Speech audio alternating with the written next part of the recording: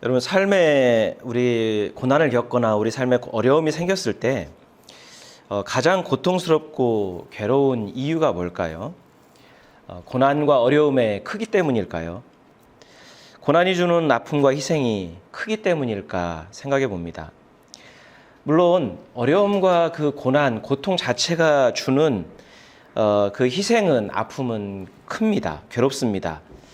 하지만 생각해 보면 그거보다 더 괴로운, 힘든 이유가 있는데요. 고난이 왜 생겼는지, 왜 고난이 나에게 왜 닥쳤는지 이유를 모를 때, 때로는 억울한 일로 인해서 고난을 당할 때 우리의 마음이 한층 더 고통스럽고 아픕니다.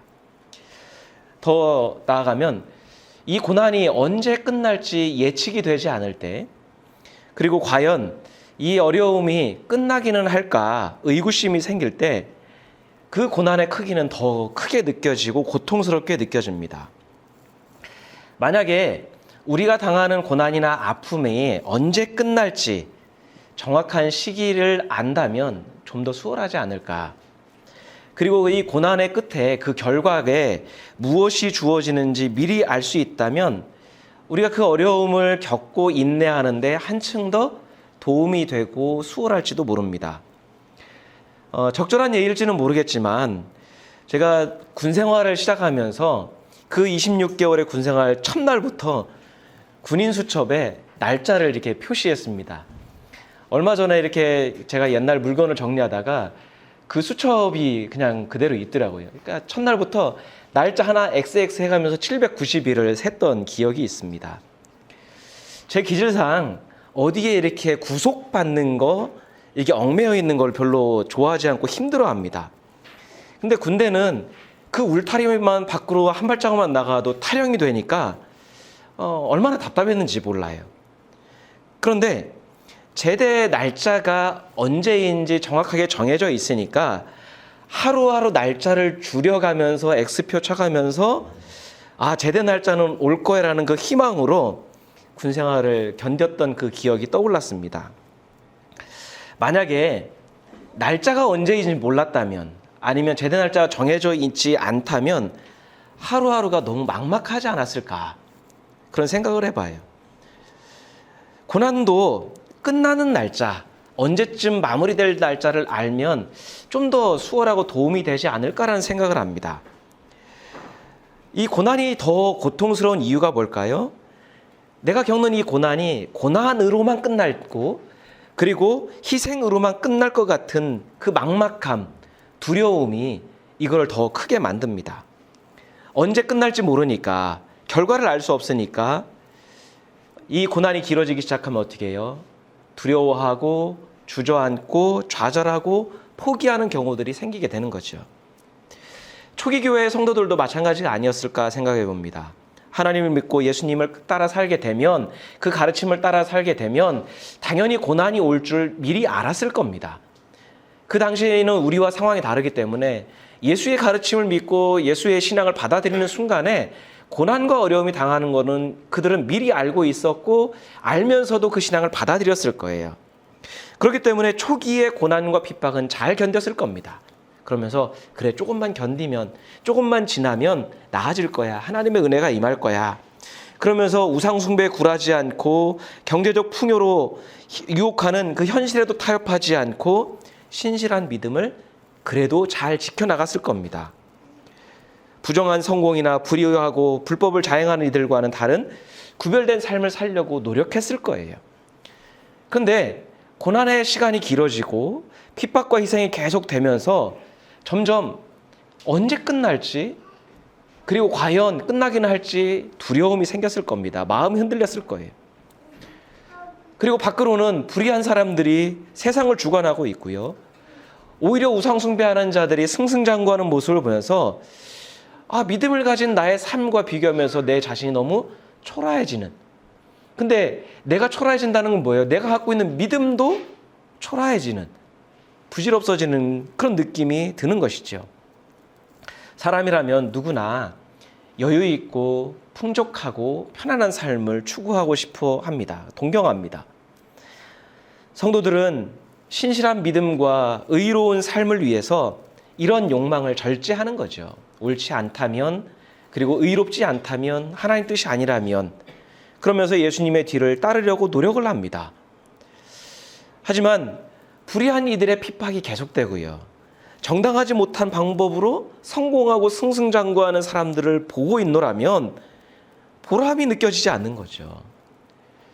뭔가 다른 결과가 주어지고 다른 결과가 나타나야 믿음으로 산 보람이 있구나, 의로움을 지킨 보람이 있구나 생각하는데 보람이 사라지는 거예요. 허무함을 느끼는 거죠.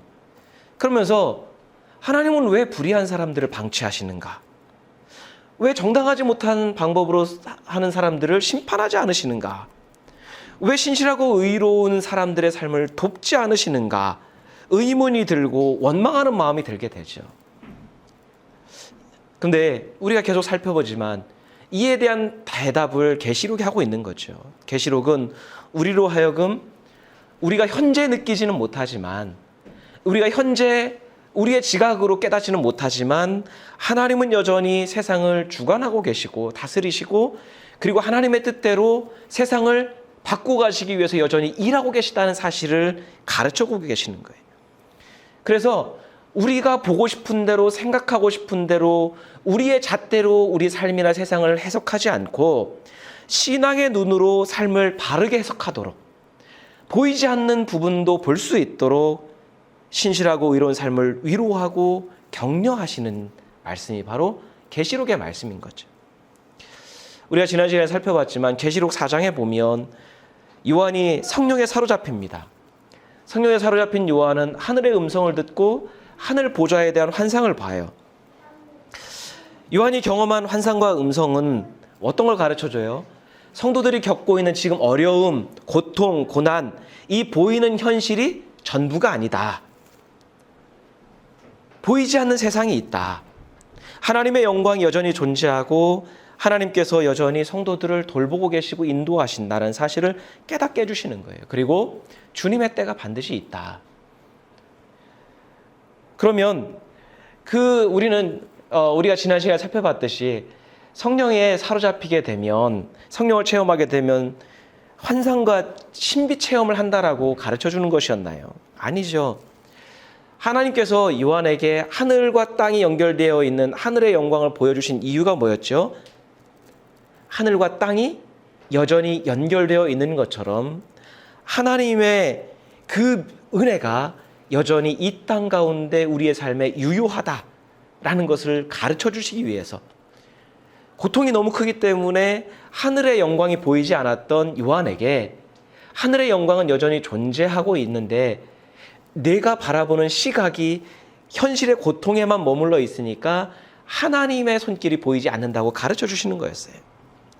그러니까 하늘과 땅이 여전히 연결되어 있으니까 하나님께서 주신 그 믿음의 삶을 포기하지 말고 주어진 현실을 의롭게 살아내라고 위로하고 격려하시기 위해서 보여주신 거지요. 단순한 신비 체험이 신앙의 목적이 되어야 된다, 그것을 가르쳐 주시는 게 아니었다라는 거예요.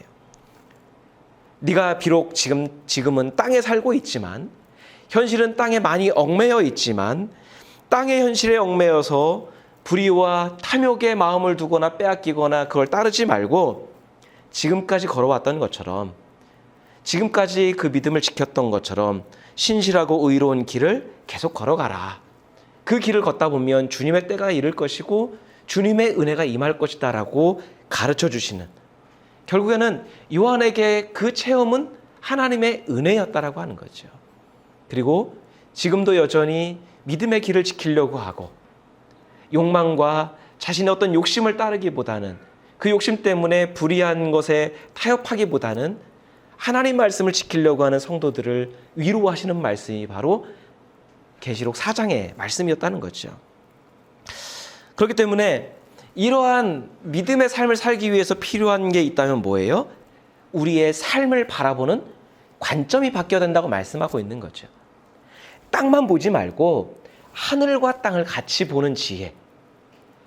내 능력과 내 지혜와 내 경험으로만, 지금 당장에 내가 해석할 수 있는 것으로만 내게 주어진 현실을 바라보지 말고 하나님 말씀을 통해서 내 삶을 해석할 수 있는 관점의 변화가 필요하다는 거예요.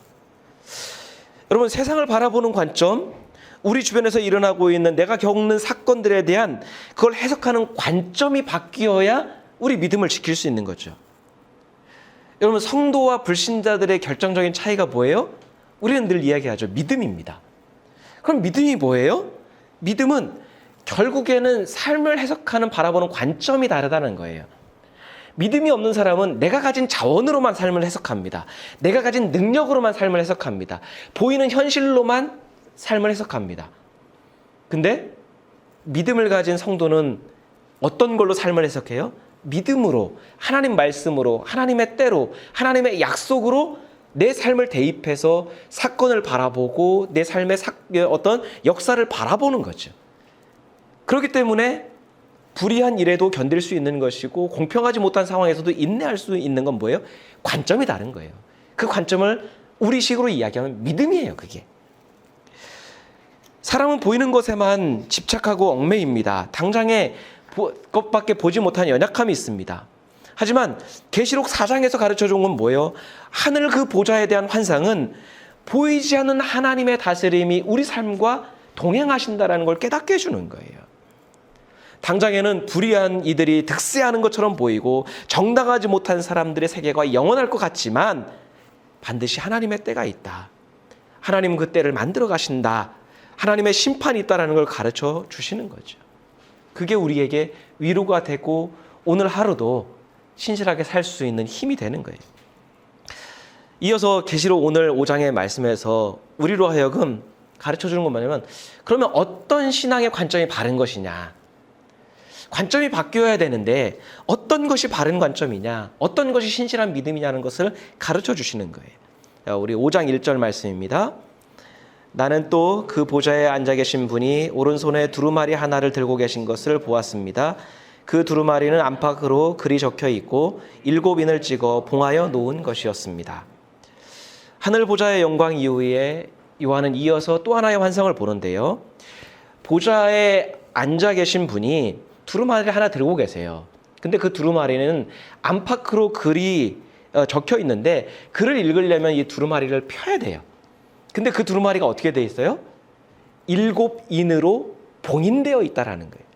여러분, 우리가 영화나 이런 것들을 보게 되고 그 다음에 우리 중요 문서를 우리가 받을 때 어떻게 돼 있습니까? 고대 사회에서도 그랬는데요. 중요한 문서가 있으면은 그 문서를 넣고 그 다음에 그 중간에 다른 사람들이 읽거나 개봉하지 못하도록 어떻게 해요? 밀랍으로 봉한 다음에 거기에 도장을 찍어서 중간에 누가 뜯었나 안 뜯었나 확인할 수 있도록 그렇게 장치를 냈습니다. 그러니까 그런 얘기예요. 두루마리를 만들었고 그 안에 어떤 것이 기록되어 있는데 그 두루마리가 봉인되어 있어요. 근데 7개나 봉인되어 있다는 거예요. 그건 뭐예요? 완전하게 아무도 보지 못하도록, 아무도 확인하지 못하도록 했다는 거예요. 여러분, 이후의 계시록의 어떤 계시의 내용을 고려한다면 세상을 향한, 특별히 불법과 불의를 행하는 권력자들이나 우상숭배자들을 심판하실, 반면에 하나님의 안에서 믿음을 지켰던 신실하고 의로운 자들을 향한 하나님의 계획이 두루마리 안에 적혀 있어요. 근데 그 계획을 아무도 보지 못하도록 봉인되어 있다라고 하는 거예요. 그 두루마리를 봤는데 한 천사가 큰 소리로 외치는 소리가 들립니다. 2절에서 4절입니다. 내가 보니 힘센 천사가 큰 소리로 이 봉인을 떼고 두루마리를 펴기에 합당한 사람이 누구인가 하고 외쳤습니다.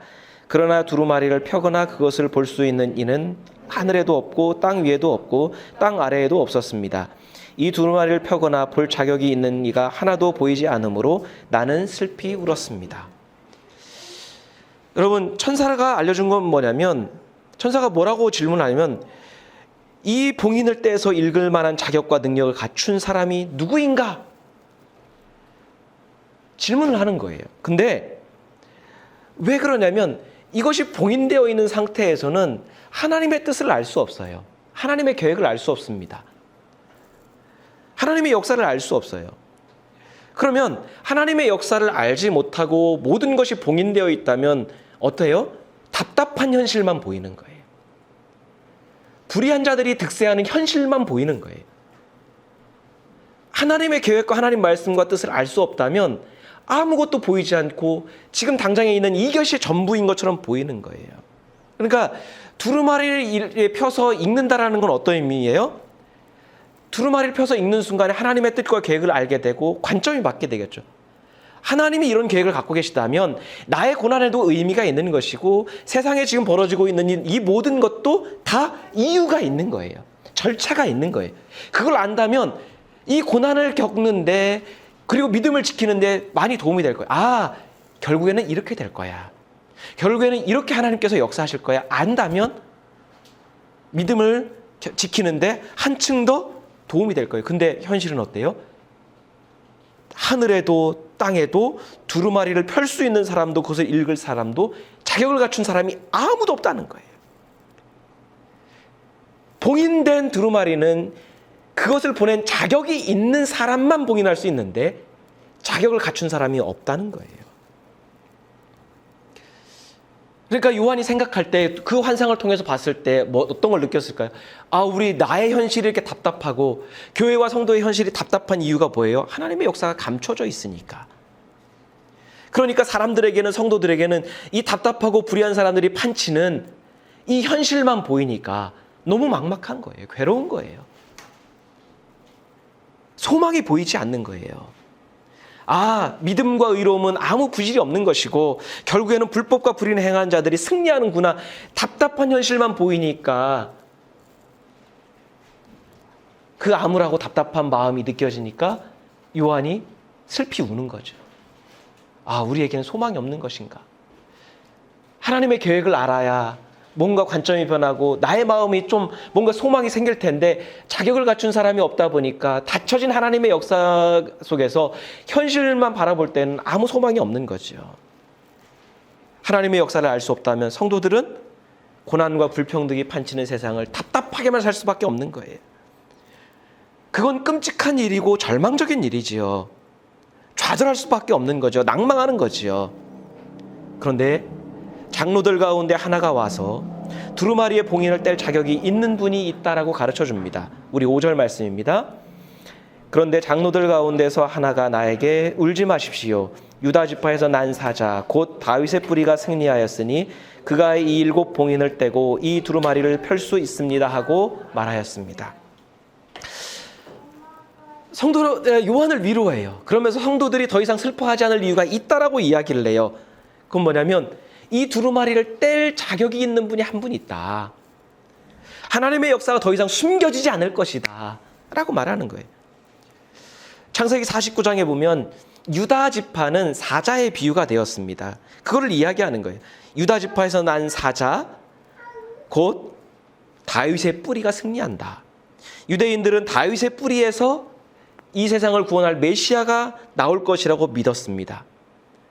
메시아는 용맹한 사자처럼 이 땅에 와서 불의와 불법을 행하는 자들을 물리치시고 그들에게서 고통당하는 의인과 신실한 성도들을 구원하실 거라고 믿었어요.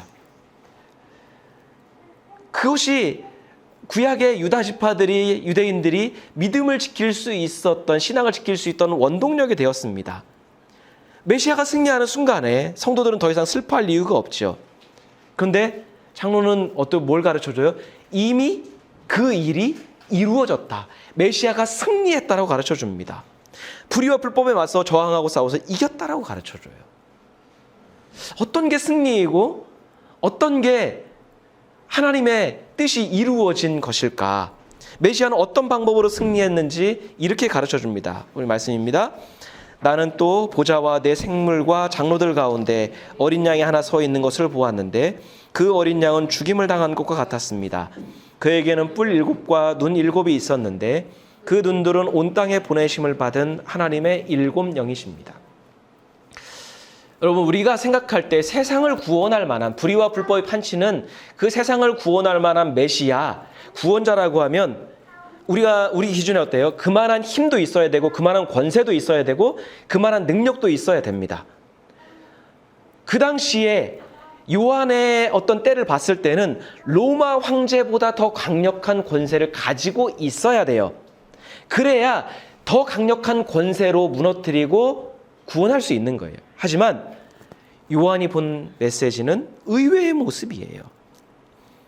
하나님 보좌에 서 있는 메시아 예수님의 모습을 뭐라고 표현하고 있어요? 어린 양. 용맹한 사자일 줄 알았는데 어린 양으로 표현하는 거예요. 어린 양이 할 수 있는 게 뭐가 있을까요? 게다가 뭐라고 표현해요? 죽임을 당한 어린 양 같대요. 찢기고 피 흘리고 아무것도 할 수 없는 그 어린 양이 메시아래요. 로마 제국의 수도인 로마 그 안도 아니고 변방인 예루살렘에서 처형당한 그 예수가 마치 도살당한 어린 양처럼 여기저기 찢기고 상처투성이인 피투성이인 예수가 메시아라고 이야기하는 거예요. 이게 세상의 기준과 너무 달라요. 사람들이 볼 때는 힘없이 무능력하게 십자가에서 찢겨 죽은 그 연약한 청년이 누구도 떼지 못할 하나님의 역사가 기록된 두루마리를 봉인을 뗄 자격을 갖춘 유일한 분이다라고 기록하는 거예요. 상식적으로 너무 맞지 않죠. 아무런 힘도 권세도 능력도 없는, 이해가 되지 않아요. 여러분, 사람들은 보통 자격이라고 할 때는, 자격하면 뭘 생각합니까? 남다른 힘, 남다른 지식, 남다른 능력, 남다른 권세, 남다른 판단력, 남다른 지도력, 이런 것쯤은 있어야 뭔가 자격을 우리는 생각을 합니다. 태생도 남달라야 되고요. 월등한 자격을 갖추어 있어야 된다고 생각을 해요. 그 자격이 뭔가를 이루어낼 수 있다라고 생각을 해요. 그런데 세상의 역사를 바꾸는 권세는 그런 인간적이고 세상적인 기준이 아니라고 한 번에 뒤집는 거예요. 오히려 도살당한 어린 양과 같은 그 예수의 죽음이 하나님의 역사를 시작하는, 봉인된 하나님의 역사를 여는 이유가 되고 힘이 된다고 이야기해요. 왜 그럴까요? 우리는 보통 예수 하면 하나님의 아들, 그렇기 때문에 능력, 기적, 이걸 생각하지만 여러분, 십자가 자체만 놓고 본다면, 십자가가 이야기하는 것 놓고 보면 뭐예요? 예수님의 십자가는 그 당시에 불의한 자들의 고소, 불평등하고 불법으로 행했던 그 판결에 굴복하지 않으시고 유혹에 타협하지 않으시고 그냥 끝까지 의로움과 신실함을 지키다가 죽은 게 예수님의 십자가인 거예요. 그러니까 예수님의 십자가가 상징하는 건 뭐예요? 내가 죽을지언정, 내가 목숨을 내지올지언정 내 의로움과 하나님을 향한 신실함을 버리지 않겠다고 하는 것의 표징인 거예요. 부당한 그 체제에, 부당한 억압에 예수님은 차라리 죽는 길을 택하신 거예요. 그게 하나님의 뜻이었고, 하나님의 뜻을 위해서라면 내가 당장에 무엇을 얻어내는, 당장의 편안함을 얻어내는 게 아니라 그냥 차라리 죽음을 택하는 것이 예수님의 십자가예요. 근데 그 십자가가 무엇을 이루어냈는지 이렇게 노래합니다. 9절 10절입니다. 그들은 이런 말로 새로운 노래를 불렀습니다. 주님께서는 그 두루마리를 받으시고 봉인을 떼실 자격이 있습니다. 주님은 죽임을 당하시고 주님의 피로 모든 종족과 언어와 백성과 민족 가운데서 사람들을 사서 하나님께 드리셨습니다. 주님께서 그들을 우리 하나님 앞에서 나라가 되게 하시고 제사장으로 삼으셨습니다. 그래서 그들은 땅을 다스릴 것입니다. 예수께서는 지금 로마의 불의한 권세에, 유대 지도자들의 그런 변질된 신앙에 굴복하지 않고 저항하시다가 죽임을 당하신 거예요. 근데 그 죽음으로 모든 게 끝난 줄 알았어요. 그냥 찢겨 발긴 어린 양 한 마리인 줄 알았어요. 근데 그 십자가의 죽음이 가져온 엄청난 반전의 결과가 있었습니다. 뭐예요? 그 주님의 십자가, 주님의 피가 그 모든 사람들을 하나님의 소유가 되게 했다라고 하는 거예요. 그 어떤 것도 사람들을 하나님의 소유가 되게 할 수 없는데 죽음을 택한 예수의 그 십자가가 사람들을 피로 사서 하나님의 소유가 되게 하는 힘이 되었다고 하는 거예요. 여러분, 당시 사람들은 자신을 누구의 소유로 여겼어요? 로마 황제의 소유로 여겼어요. 그들의 주인은 누구예요? 로마 황제예요. 사람들은 불의한 권세와 부정한 통치에 소속되어 있었고 그 불의한 주인의 말에 순종해 혜택을 입고 살아남을 수 있었습니다. 그래서 세상적인 방법은 뭐예요? 더 강한 군사력과 더 강한 힘으로 싸워서 쟁취해서 그걸 꺾어서 이기는 거예요. 근데요, 예수님께서 왜 힘없이 죽으셨을까? 하나님은 왜 십자가라고 하는 그런 연약한 방법을 택하셨을까 생각을 해보면, 여러분 만약에 힘으로 로마의 권력을 꺾었다고 생각을 해봐요. 더 강한 군사력으로 그 나라를 무너뜨리고 새로운 나라를 세웠다고 생각해 봅시다. 그러면 통치자는 바뀌어요.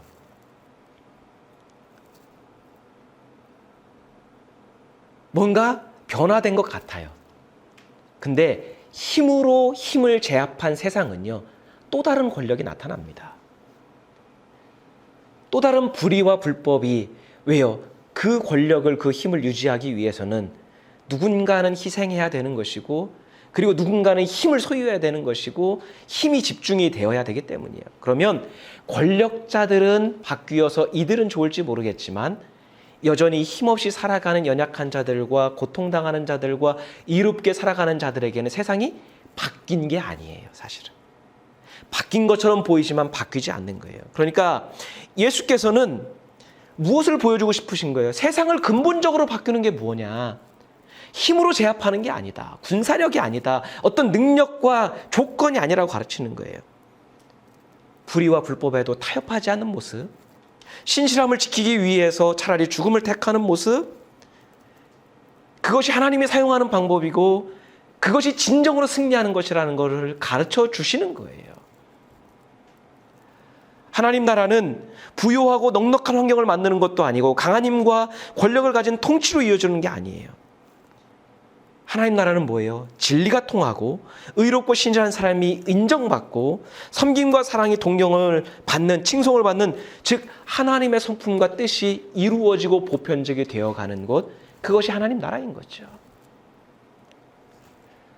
여러분, 그렇기 때문에 교회는 어떤 곳이 되어야 됩니까?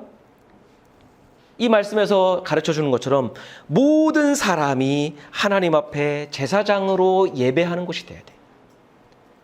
목회자가 제사장이 아니라 모든 사람이 하나님 앞에 제사장으로 예배하는 곳. 세상에서는 경제적인 차별, 학력 차별, 지위의 고하를 가지고 때로는 외모와 조건을 가지고 사람들을 서로 차별하고 지배하고 위계 질서를 세우려고 합니다. 하지만 예수께서 십자가의 죽음을 담보하시고 세우신 교회 공동체는 그런 세상적 조건으로 사람을 나누면 안 된다. 교회에서부터 십자가의 정신이 이루어져 가야 된다 가르쳐 주시는 거예요. 하나님을 믿고 하나님 말씀을 따라서 탐욕과 불의의 세상을 돌파하려고 하는 성도들은 누구나 똑같이 제사장으로 인정받는 곳이 교회여야 된다라고 말씀하는 거죠. 교회와 성도들이 세상을 정복하는 방법은 더 많은 교회, 더 많은 성도, 더 많은 힘과 재물과 숫자를 확보하는 게 아니에요. 세상적으로 영향력 있는 그리스도인들을 길러내는 게 세상을 정복하는 게 아닙니다. 하나님이 주신 삶에서 매일 매순간 진리를 따라 살고 의로움과 신실함을 위해서 희생도 각오하고, 그리고 의로움을 위해서 어떤 불의에 내 마음을 양보하지 않고 누구를 만나든 하나님 사랑과 섬김으로 대하는 성도들이 있는 곳, 그런 삶을 살아가는 곳이 하나님 나라가 되는 것이에요. 그래서 마지막에 이런 찬양이 나오는 거죠. 우리 같이 한번 읽겠습니다. 그들은 큰 소리로 죽임을 당하신 어린 양은 권세와 부와 지혜와 힘과 존귀와 영광과 찬양을 받으시기에 합당하십니다 하고 외치고 있었습니다. 삶의 현실에서는 권세와 부와 지식과 힘과 능력이 세상을 지배합니다. 이러한 조건을 많이 가진 사람이 유능하고 세상을 다스릴 자격을 가진 사람이에요. 근데 하나님의 관점에서는, 하늘에서는 우리에게 무엇을 가르쳐줘요? 이 모든 자격을 갖춘 사람은 누구예요? 죽임을 당하신 어린 양이라고 하는 거예요. 하늘의 찬양은 죽임을 당하신 어린 양, 신실함과 의로움을 지키기 위해 차라리 십자가 희생을 택하신 예수께 이 모든 것이 있다라고 찬양하는 거예요. 그러니 그 예수의 길을 따라가는 성도의 삶은 비참한 게 아닌 거예요. 예수께서 그 길을 통해 승리하셨듯이 우리가 지금 현재는 답답하고 억울하고 고통스럽고 막막할지 모르겠지만 그 길이 진짜 이기는 길이고 그 길이 진짜 승리하는 길이라고 가르쳐 주는 거예요. 결코 허무하거나 덧없는 길도 아니다. 당장 현실 속에서는 모든 것을 잃고 초라한 삶을 사는 것처럼 보이지만 그 길이 정말로 권세가 있는 길이라고 가르쳐 주는 거예요. 세상에 조건을 따라 가는 사람들은 세상을 험하고 험난스럽게 만들지만 신실함과 의로움을 위해 험한 십자가의 삶을 따라 사는 성도의 길에는 하나님의 나라가 회복되는 그 흔적이 남게 된다는 거죠. 그리고 하늘에서는 그런 성도의 삶을 칭송하시는 거예요. 죽임을 당하신 예수의 그 길을 따라 사는 성도의 삶을 보며 하늘에서는 잘하고 있다. 결코 잘못된 게 아니다. 잘하고 있으니까 포기하지 말아라. 가르쳐 주시는 거예요. 그러니까 힘들어도 좀 인내하고 지금 당장에 괴로워도 참고 인내하면 하나님의 때가 있다. 불의하고 불편하고 그 다음에 부정한 그 길을 부러워할 이유가 없다. 그들의 삶이 비록 지금 당장에는 승승장구하는 것처럼 보이지만 그 길은 결코 권세 있는 길이 아니다라고 가르쳐 주시는 거죠. 요한에게 보여주신 계시는 우리로 하여금 어떤 게 진짜 참된 가치인지, 어떤 것이 하나님께서 인정하시는, 하나님께 인정받는 삶이 무엇인지 분명히 가르쳐 줍니다. 우리가 목숨을 걸고 지켜야 하는 십자가의 길은 결코 비참하거나 공허한 길이 아니라 가장 권세 있고 가장 존귀한 삶이라는 것을 오늘 말씀에서 가르쳐 줍니다. 예수께서 십자가 죽음 앞에서도 의로움과 신실함을 지켜서 세상을 구원하셨듯이, 그리고 하나님 앞에서 피로 사서 우리를 하나님의 소유가 되게 하셨듯이 우리의 신실한 한 걸음 한 걸음이 세상을 구원하는 길임을 깨닫게 합니다. 하늘에 계시는 우리 삶을 바로 보도록 합니다. 보이는 것에만 집착하지 않고 하나님의 뜻으로 우리가 겪는 모든 것들을 바라보고 해석하도록 합니다. 그래서 이사야서의 말씀에서 이렇게 고백하고 있습니다. 같이 읽겠습니다. 나의 종을 보아라. 그는 내가 붙들어주는 사람이다. 내가 택한 사람, 내가 마음으로 기뻐하는 사람이다. 내가 그에게 나의 영을 주었으니 그가 문 민족에게 공의를 베풀 것이다. 그는 소리치거나 목소리를 높이지 않으며 거리에서는 그 소리가 들리지 않게 할 것이다. 그는 상한 갈대를 꺾지 않으며 꺼져가는 등불을 끄지 않으며 진리로 공의를 베풀 것이다. 그는 쇠하지 않으며 낙담하지 않으며 끝내 세상에 공의를 세울 것이니 먼 나라에서도 그의 가르침을 받기를 간절히 기다릴 것이다. 우리가 의로움과 신실함을 지킨다면 지금 우리의 느낌이나 우리가 겪는 삶의 현실과는 상관없이 주님은 이렇게 말씀합니다. 그는 내가 붙들어주는 사람이다. 그는 내가 택한 사람이다. 그는 내가 마음으로 기뻐하는 사람이다. 그리고 그에게 나의 영을 주어서 결국에는 그가 끝내 이 땅에, 불의한 이 땅에 공의를 세우는데 쓰임받을 것이다. 그리고 나중에는 그 사람에게서 많은 사람들이 가르침을 받기를 소망할 것이다. 그러니 우리의 길에 우리가 낙담하지 말고 현실에 주어지는 어떤 유불리에 마음 흔들리지 말고 주어진 길을 끝까지 잘 가는, 그리고 주님의 나라를 이루어가는 우리 모두가 되기를 간절히 소원합니다. 우리 같이 기도하겠습니다.